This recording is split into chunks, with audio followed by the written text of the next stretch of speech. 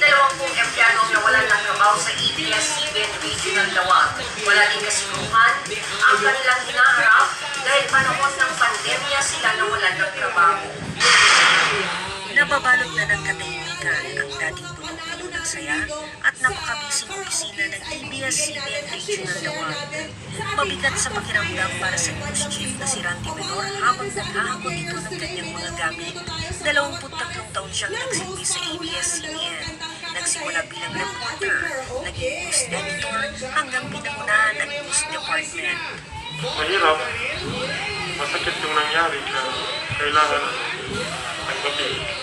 At yung mga natutunan namin dito sa ABS-CBN, natutunan ko sa ABS-CBN, ay dadalhin ko sa anumang pagkakataon. Isang regional station sa Lawag sa magsasara matapos hindi mabigyan ng Kongreso ng panibagong prangkisa ang ABS-CBN para umere sa radyo at telebisyon. Magtatatlong dekada na ang ABS-CBN Lawag. Mahigit 20 empleyado sa Ilocos ang nawalan ng trabaho. Kung ano naman yung plano ng Diyos sa atin, ay tatanggapin ko. Forever grateful ako sa ABS. Si Joy naman ang nag-isang maiiwan na empleyado para ipagpatuloy ang kanyang trabaho. Mas masakit, mas mabigat ang lungkot.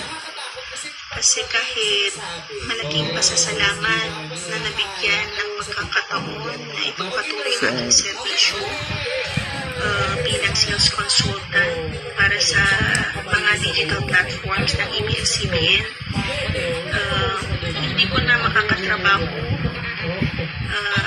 ang mga tinuturing kong kapamilya.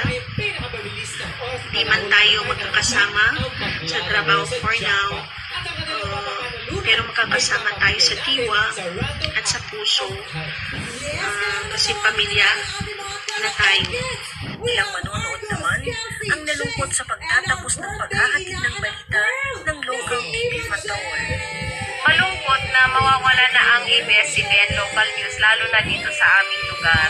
Kasi ito lang yung news na inaantabayanan namin at dito namin nakikita or nababalitaan yung mga news dito sa aming lugar.